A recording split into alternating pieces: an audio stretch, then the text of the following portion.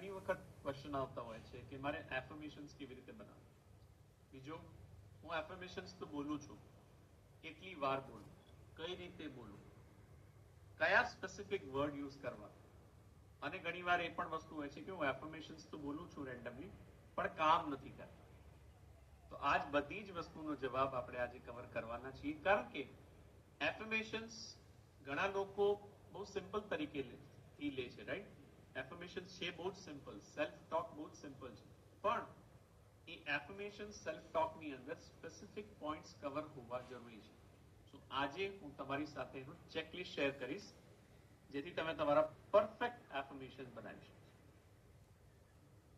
Okay, સો હું તમારી સાથે સ્લાઇડ શેર કરું છું.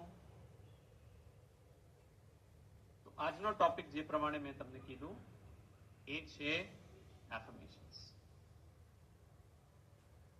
ઓકે, સો ફટાફટ એફર્મેશન્સની ચેકલિસ્ટ વિશે વાત કરીએ. તમે જ્યારે પણ એફર્મેશન્સ બનાવો, ખાસ ધ્યાન રાખજો કે આ 10 પોઈન્ટ તમે કવર કરો છો. Number 1, all areas of life. All areas of life નો મતલબ શું છે? આપણે વ્હીલ ઓફ લાઈફમાં, જે લોકોએ વ્હીલ ઓફ લાઈફનો વિડીયો જોયેલો છે, વિડીયો મોડ્યુલ જોયેલો છે, તમને ખ્યાલ છે કે વ્હીલ ઓફ લાઈફમાં આપણે કીધેલું છે કે આપણું ફોકસ દરેક એરિયાને કવર કરતું હોવું. કારણ કે ફક્ત એક એરિયા પર જો ફોકસ કરશું તો બાકીના એરિયાને તમે ઇગ્નોર કરશો અને એ જ તમારા મેઇન એરિયાને ઇમ્પેક્ટ કરશે.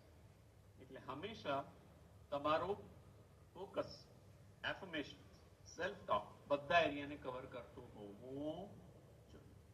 All areas of life. So broadly કયા કયા એરિયા છે આપણી લાઈફમાં?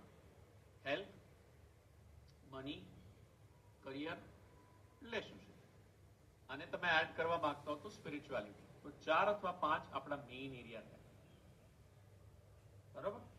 સો આ 5 એરિયાની અંદર આપણે એફર્મેશન્સ બનાવવાના છે. અમે ઘણી બધી સવારના જ્યારે મોર્નિંગ G7 કરીએ છીએ ત્યારે ઘણા બધા એફર્મેશન શેર કરીએ છીએ. તમે તમારા રિલેવન્ટ એફર્મેશન્સ નોટ કરતા જઈ શકો. પણ એનાથી પણ ઇમ્પોર્ટન્ટ વધારે એ છે કે તમે પોતાના એફર્મેશન્સ બનાવો. કારણ કે જ્યારે કોઈ વસ્તુ પોતે કરો, તમે પોતે તમારા એફર્મેશન્સ બનાવશો, એનાથી તમે તમારી ફિલિંગ્સ અટેચ કરી શકશો, તમે તમારા ઇમોશન્સને ઇન્વોલ્વ કરી શકશો. અને ઇમોશન્સ અને ફિલિંગ બહુ જ ઇમ્પોર્ટન્ટ છે કોઈ પણ વસ્તુને રિયાલિટીમાં કન્વર્ટ કરવા. So point number 1, all areas of life. Point number 2, અને આ ઘણા બધા લોકો મિસ્ટેક કરતા હોય છે, અને એ છે સ્પેસિફિક એન્ડ રિઝલ્ટ. ઘણી વખત તમે લોકો એફર્મેશન્સ બનાવતા હો છો, પણ એફર્મેશન્સ પ્રોસેસ ઓરિએન્ટેડ છે. બહુ જ સિમ્પલ છે. આપણું મગજ જે છે ને, અર્ધ જાગૃત મન, સબકોન્શિયસ માઇન્ડ, એ જે વસ્તુ પર તમે ફોકસ કરશો એ વસ્તુની રિયાલિટી બનાવશે. એનો મતલબ જો તમે ફોકસ પ્રોસેસ પર કરશો તો એ પ્રોસેસની રિયાલિટી બનાવશે, અને જો તમે એન્ડ રિઝલ્ટ પર ફોકસ કરશો તો એન્ડ રિઝલ્ટની રિયાલિટી બનાવશે. આપણને શું જોઈએ છે? ઓફકોર્સ એન્ડ રિઝલ્ટ જોઈએ છે. તો તમારા એફર્મેશન્સ એન્ડ રિઝલ્ટ સ્પેસિફિક હોવા જોઈએ, પ્રોસેસ રિલેટેડ નહીં હોવા જોઈએ. રાઈટ? ફોર એક્ઝામ્પલ, મેં એક્ઝામ્પલ આપ્યું કે મેં એક એફર્મેશન બનાવું કે મારી લાઈફમાં હું બહુ સુંદર પાત્ર મેળવવા માંગુ છું જેની સાથે હું લવ મેરેજ કરું. રાઈટ? આ મેં એફર્મેશન્સ બનાવ્યું. હવે આ એફર્મેશન્સ તમે કહી શકશો આ સ્પેસિફિક એન્ડ રિઝલ્ટ પર ફોકસ કરે છે કે પ્રોસેસને પણ ઇન્વોલ્વ કરે છે? Love marriage is a process. Marriage love marriage પણ થઈ શકે અથવા તો એરેન્જ મેરેજ પણ હોઈ શકે. તમારું કામ છે, તમે એટ્રેક્ટ કરવા માંગો છો પરફેક્ટ પાત્ર, એક સારું પાત્ર તમારી લાઈફમાં જેની સાથે તમે મેરેજ કરી શકો. તો તમારા એન્ડ રિઝલ્ટ, તમારું એફર્મેશન્સ એન્ડ રિઝલ્ટ સ્પેસિફિક હોવું જોઈએ, પ્રોસેસ રિલેટેડ નહીં. લવ મેરેજ અને arrange marriage it's a process. તો તમારા affirmation specific end result focus કરે. રાઈટ? અને સ્પેસિફિક હોવું પણ બહુ જરૂરી છે. Now what do you mean by specific? So for example, તમે કીધું કે હું મની મેગ્નેટ છું અને મારી આજુબાજુ બધી જ જગ્યાએ પૈસાઓ છે. રાઈટ? તમે આ રીતનું એફર્મેશન બનાવ્યું. નાઉ હવે તમે બહુ ધ્યાનથી વિચારો કે તમે શું આ સ્પેસિફિક બનાવેલું છે? સ્પેસિફિક નથી બનાવેલું. તમે આ તમારી આજુબાજુ પૈસાને રાખ્યા આવી રીતનું મેન્શન કરેલું છે. નાઉ તમને ખબર હશે કે જે લોકો બેંકમાં કામ કરે છે, કેશિયર છે, ટેલર છે, એની પાસે પણ ઘણા બધા પૈસાનો એક્સેસ હોય છે, રાઈટ? તો તમારું એન્ડ રિઝલ્ટ શું છે? તમારું એન્ડ રિઝલ્ટ સ્પેસિફિક હોવું જોઈએ. મને કેટલા પૈસા જોઈએ છે, કેટલા રૂપિયા જોઈએ છે, રાઈટ? મને એવું નથી જોતું કે હું એક મની મેગ્નેટની વિશે વાત કરું, કે હું મની એટ્રેક્ટ કરું, પણ એ મારા બેંક એકાઉન્ટમાં ન હોય, મારી આજુબાજુ. So be very very careful જ્યારે પણ તમે એફર્મેશન્સ બનાવો છો. Point number 2, it has to be focusing on specific entities. Point number 3, choice positive words, choice of positive words. Now કોઈ પણ વસ્તુ અચીવ કરવા માટે બે વસ્તુ થઈ શકે. એક, કોઈ વસ્તુ તમે અચીવ કરવા માંગો છો, મેળવવા માંગો છો, અને બીજું તમે કોઈ પ્રોબ્લેમને દૂર કરવા માંગો છો અથવા તો કોઈ પેઇનને હટાવવા માંગો છો, રાઈટ? સો ફોર એક્ઝામ્પલ તમે એક એફર્મેશન બનાવ્યું કે હું ડાયાબિટીસમાંથી ક્યોર થઈ ચૂક્યો છું, રાઈટ? સો હું ડાયાબિટીસમાંથી ક્યોર થઈ ચૂક્યો છું. આઈ ડુ અન્ડરસ્ટેન્ડ કે તમને હોઈ શકે તમને અત્યારે ડાયાબિટીસ છે, પણ is diabetes a positive word? Right? So જ્યારે પણ તમે એફર્મેશન બનાવો ત્યારે એની અંદર પોઝિટિવ વર્ડ્સ લખો. પ્રોબ્લેમ અથવા નેગેટિવ વર્ડ્સને ક્યારે પણ યુઝ કરવાના નહીં. મારો બિઝનેસ જબરદસ્ત ચાલે છે કોઈ પણ પ્રોબ્લેમ વિના. પ્રોબ્લેમ શું કામ એડ કર્યું તમે, રાઈટ?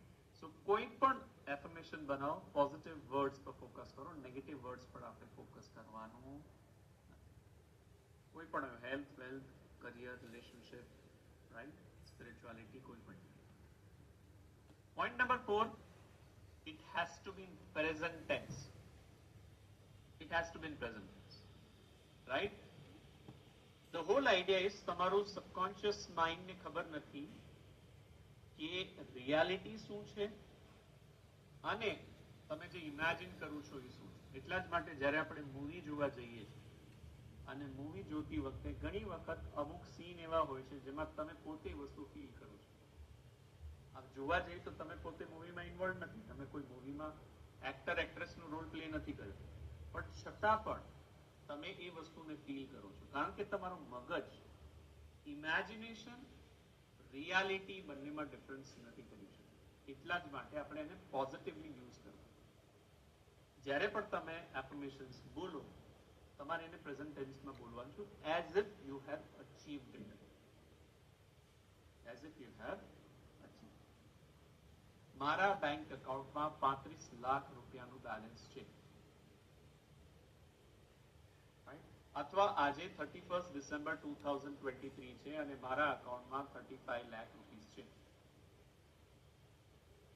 આ money related affirmations, goal related affirmations, specific છે, સ્પેસિફિક એન્ડ રિઝલ્ટ છે અને પ્રેઝન્ટ ટેન્સમાં છે.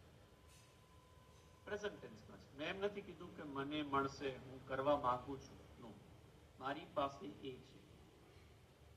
So that is called present tense. Point number 5, very important, add feeling, emotions. મારા એકાઉન્ટમાં 35 લાખ રૂપિયા છે અને હું બહુ જ જબરદસ્ત ફીલ કરું છું, હું ખૂબ જ એક્સાઇટેડ છું, હું ખૂબ જ જોયફુલ છું, હું ખૂબ જ હેપી છું કે મારી લાઈફમાં આ વસ્તુ મેં અચીવ કરી છે. સો જે ફીલિંગ વર્ડ્સ છે is very very important. Now what do you mean by feeling? ફીલિંગનો મતલબ મેં હમણાં કીધું ને, એક્સાઇટમેન્ટ, જબરદસ્ત, હેપી, જોયફુલ, આ બધા વર્ડ્સ જે છે ફીલિંગ, ઇમોશન્સ. જ્યારે તમારા સિમ્પલ સેન્ટેન્સને તમે ઇમોશન સાથે એડ કરો છો એની ફ્રીક્વન્સી વધી જાય, કારણ કે દરેક વસ્તુની, દરેક વર્ડની ફ્રીક્વન્સી છે. તો જ્યારે તમે પાવર વર્ડ યુઝ કરો છો, grateful, blessed, I have achieved this, I am excited, I am joyful, આ બધા જે છે એ feeling related words. So that is point number 5. Now affirmations broadly 3 થી 4 ટાઈપના હોય છે. સો બ્રોડલી તમે કહી શકો બે ટાઈપના હોય છે, કારણ કે આપણે ગ્રેટિટ્યુડ એની વિચ વેઝ અલગથી ડિસ્કસ કરીએ છીએ G7 ની. સૌથી પહેલું એફર્મેશન્સ હોવું જોઈએ gratitude. What do you mean by gratitude? કઈ વસ્તુ માટે તમે ઓલરેડી થેન્કફુલ છો? આપણે બધા લો ઓફ એટ્રેક્શનની થિયરી જાણીએ છીએ, લાઇક એટ્રેક્ટ લાઇક. સો જો જે વસ્તુ તમારી પાસે અત્યારના છે એના માટે જો તમે થેન્કફુલ નહીં હો તો તમે એ જ વસ્તુ એના જેવી બીજી વસ્તુ અટ્રેક્ટ નહીં કરી શકો. સો જ્યારે પણ એફર્મેશન્સ બનાવો, એન્શ્યોર આ ત્રણેય ટાઈપના એફર્મેશન્સ હોય. ગ્રેટિટ્યુડ, એ કઈ વસ્તુ માટે તમે ઓલરેડી થેન્કફુલ છો. ગોલ, જે પોઈન્ટ નંબર 7 છે, સ્પેસિફિક ગોલ પર. અને વેરી ઇમ્પોર્ટન્ટ, કઈ એક્શન કરી રહ્યા છો. આ ત્રણેય રિલેટેડ એફર્મેશન્સ હોવા જરૂરી છે. એટલે 4 એરિયામાં, 4 કે 5 એરિયામાં, અને દરેક એરિયામાં આ 3 ટાઈપના એફર્મેશન્સ હોવા જોઈએ. ગ્રેટિટ્યુડ, કઈ વસ્તુ માટે તમે થેન્કફુલ છો, આભાર વ્યક્ત છો. ગોલ, અને ત્રીજું એક્શન. સો ગ્રેટિટ્યુડ આપણે બધા મોર્નિંગમાં પ્રેક્ટિસ કરીએ છીએ. G7 નું અલગથી સેશન પણ અપલોડ થવાનું છે, જેમાં તમને ગ્રેટિટ્યુડ કઈ રીતે કરી શકાય, શું વસ્તુ માટે ગ્રેટિટ્યુડ કરી શકું, બધું જ તમે એમાં જાણી શકો. પણ ગ્રેટિટ્યુડનો મતલબ બહુ સિમ્પલ છે, કઈ વસ્તુ માટે તમે આભારી છો.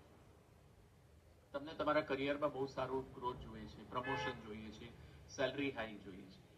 પહેલી વસ્તુ જે ભગવાને તમને અત્યારના આપ્યું છે, જેટલા પણ રૂપિયા તમે કમાઓ છો, એના માટે ફીલ ગ્રેટ, એના માટે ભગવાનને આભારી. રાઈટ? કારણ કે જો તમે આભાર માનશો તો એ એના જેવી બીજી ફ્રીક્વન્સીને ટ્રેક કરશે, એના જેવી બીજી વસ્તુઓને ટ્રેક કરશે.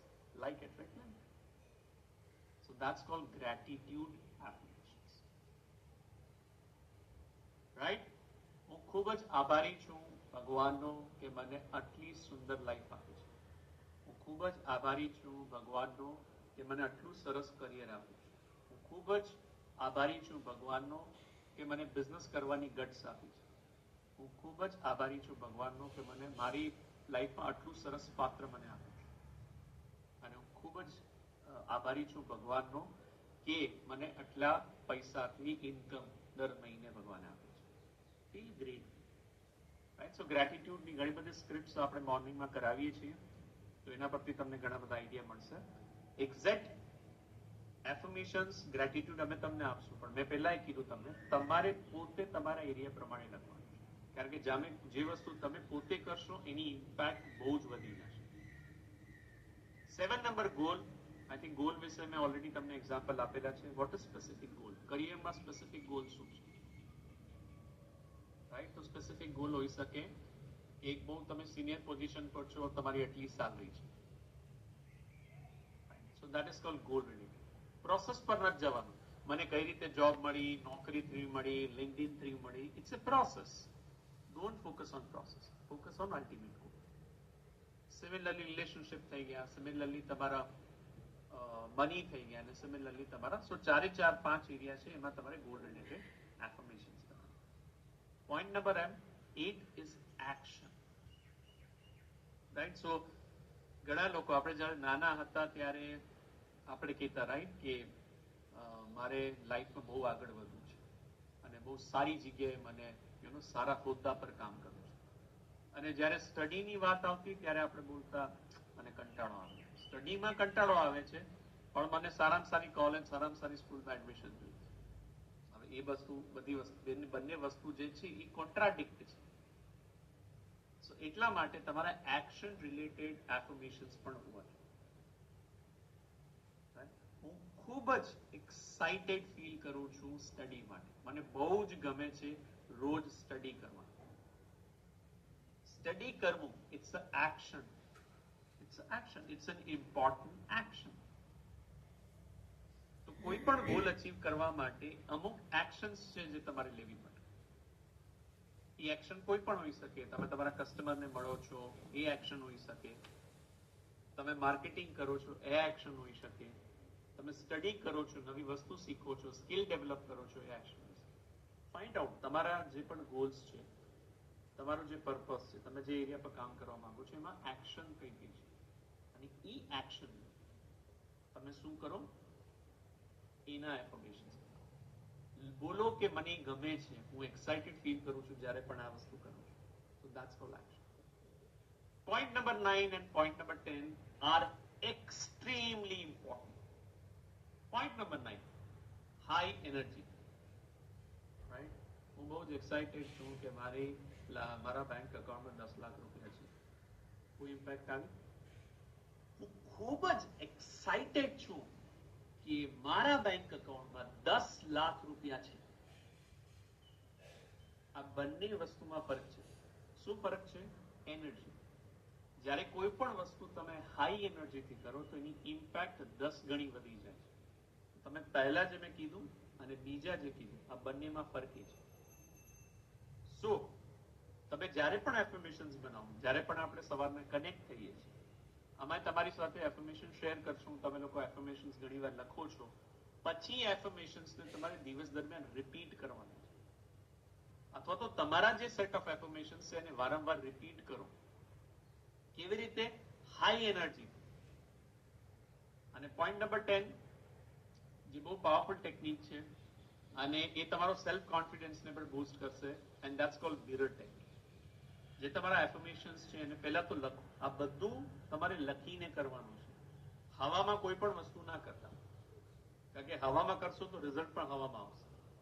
લખો એને, તમારા એફર્મેશન્સને લખો અને મિરરની સામે પ્રેક્ટિસ કરો. તો જ્યારે તમે મિરરની સામે બોલીને તમારી પોતાની જાતને જોશો, તમને પોતાને કોન્ફિડન્સ આવશે. શું કામ? તમે પોતાની જાતને જોઈ રહ્યા છો. Right? So these are the important 10 checklist to prepare perfect affirmations. Right? So I'm sure આ પ્રમાણે તમે affirmations બનાવશો અને રેગ્યુલરલી એને પ્રેક્ટિસ કરજો. રાઈટ? આ 10 સ્ટેપ જો તમે ધ્યાન રાખશો, ધીરે ધીરે ધીરે ધીરે વસ્તુને તમે અટ્રેક્ટ કરવાનું ચાલુ કરશો. Thank you very much.